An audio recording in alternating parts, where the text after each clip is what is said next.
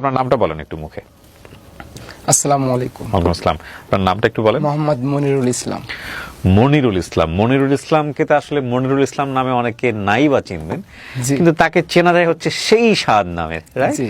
এবং আমি দেখতাম যে মানুষ খাওয়া দিয়েও ভাইরাল হয়ে যায়, খুব মজা করে খায়। লাস্ট আমি একটা ভিডিও দেখলাম তার, সেটা হচ্ছে, এটা আমাদের এলাকায় বলে ছাতেনের গোটা, যেগুলো আসলে কেউ খাইতো না। আমি দেখতাম আমরা ওগুলো গাছগুলা বড় হয়ে গেলে কেটে কেটে আমরা লাকড়ি হিসেবে ইউজ করতাম। জি।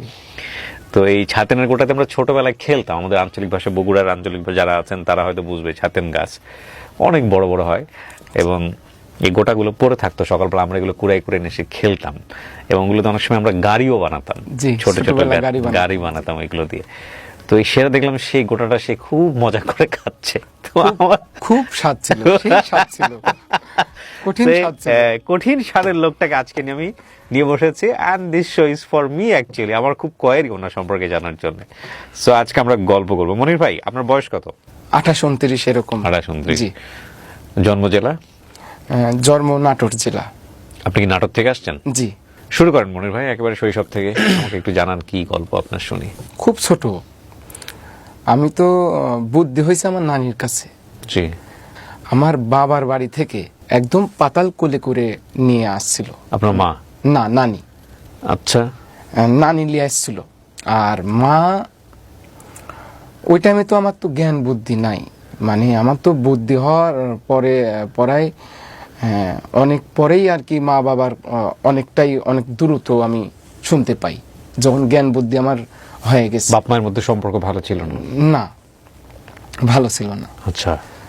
নানি হচ্ছে মানুষের বাড়িতে খেতা সেলাই করি, তা বাদে ওই যে আগে তো নর্মাল ডেলিভারিটা বেশি ছিল, আমার নানি এই কাজগুলো, দায়ী যেটাকে বলে। হ্যাঁ। জি।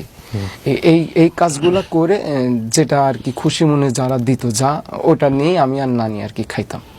আপনাদের পরিবারে আপনি আর আপনার নানি ছিলেন? নানি, আমার মামারা হচ্ছে 4টা, হ্যাঁ, আর আমার মা বোন দিয়ে 3টা, মোট 7 জন পরিবারের। একজন বিয়ে শাদী করে এক জায়গায় সেটেল হয়ে গেছে, ওই স্কুলে ভর্তি করে দিল। যখন একটু বড় হয়ে গেলাম, খুব ওই যে মানুষের বাড়ি খেতা সেলাই করেছে, আমাকে নিয়ে যাইতো, ওই খেতার উপর শুয়াই থাকি, খেতা সেলাই করে সারাদিন। পরে এখন 1 কেজি চাউল হোক আর 1/2 কেজি আটা হোক, 1/2 কেজি আটা হোক, এগুলা নিয়ে আসি, বাড়িতে আসি, রান্না বান্না করে তারপরে নানি আর আমি একসাথে খাওয়া দাওয়া করে উঠতাম।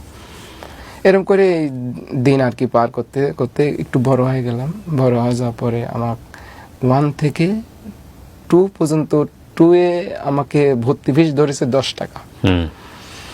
ওই টাইমে আপনার ওই যে খেসারি, যেটা ওই যে কালাই বলে, ডাল, ওটাকে তো আগে গরু দিয়ে আর কি মলন দিত, মলন দিয়ে সারি এটা বাতাসে কুলা দিয়া ধরি উড়াতে হইতো।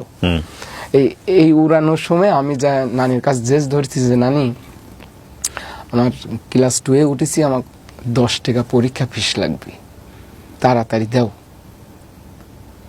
এখন তো নানির তো মাথা নষ্ট হয়ে আছে, সারাদিন কাজ কাম, আমি দুপুরবেলা এসে টাকা চাচ্ছি, আর মাস্টারও তো ওই 10 টাকা পরীক্ষা ফিস না দিলে আমাকে ক্লাস 2-এ ভর্তি করে দিবিলে।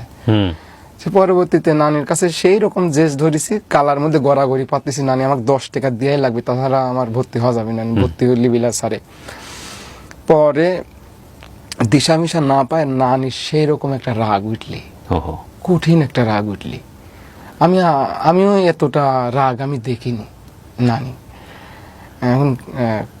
এখন কষ্ট পায় এত রাগ, নাকি না সারাদিন পরিশ্রম করেছে অতটা বুঝি সারি নেই। পরে আচ্ছা তাকে আমাকে মারলি ওই খেসারির ভিতরেই, তে আমাকে এত মারা মারলো। এই বাড়ির পাশে আমার নানির বাড়ির মাত্র 10 ধাপ দিলেই একটা গৃহস্থ বাড়ি, পরাই ওদের আর কি 350 বিঘা জমি, এরকম একটা গৃহস্থ। আমাদের দেশ গ্রামে যাদের একটু জমি বেশি থাকে তাদের গৃহস্থ বলে। গৃহস্থর মা আমাকে ওই মারা দেখে কোলে পিঠে কইলি চলে আসলে আমার এই বাড়িতে, তোর নানির কাছে থাকা লাগবি না, তুই হচ্ছে আমার বাড়িতে থাক, তুই লেখাপড়া তুই আমার বাড়ির থেকেই করবি। তাও 1-1.5 বছর ওর বাড়িতে আমি থাকিছি, খাইছি। নানি খোঁজ খবর নিত না? নানি ওই যে এই বেলা ও বেলা আসতো, দেখে যেত। জি। যে কথা বলে আমাকে নানির কাছ থেকে নিয়ে আসলো, সেই কথার সাথে আর মিল পড়ল না। আমাকে লেখাপড়া শেখালো না, না শেখায় আগে তো গৃহস্থ বাড়ি প্রায় 30টা 20টা 25টা করে গরু থাকতো। হুম। এই গরুগুলা আমার সম্পূর্ণ দায়িত্ব, খাওয়ানো দাওয়ানো, মাঠে নিয়ে যাওয়া। এই যে ইরি ধান কাটা পরে যে ইরি ধানের গাছ থেকে যাবার কুশি বাড়ায়, ওই কুশিগুলা গরু খাওয়ানোর জন্য আর কি মাঠে নিয়ে যেতে হইতো। আমাকে পরবর্তীতে নানি কাছে ইয়া করলো যে বছরে মনির 2টা প্যান্ট পাবে, হাফ প্যান্ট, 2টা হাফ প্যান্ট পাবে, আর হচ্ছে একটা গামছা পাবে, আর 2টি গেঞ্জি পাবে, আর 1 জোড়া স্যান্ডেল পাবে। এই আমার বছরে। এখন এই মাথা তো দিতে পারে, ওই মাথা তো দিতে পারে 1 বছর পর পর। আর খাওয়া দাওয়া 3 আর বেলা। খাওয়া দাওয়া ফ্রি, কোনো টাকা পয়সা না। এখন নানিও ভাবি চিন্তে দেখলি যে আসলে তো আমার একটু জুলুমি হয়ে গেছে সাওয়ালিয়া। আর আমার মামারা তো সবাই আর কি, কেউ ভ্যান চলায়, মানে যার যার সংসার তাই গোছাতেই মানে পেরাশনি, খুব হিমশিম খায় যায়। তার মানে ওই যে টাকা চাইছিলেন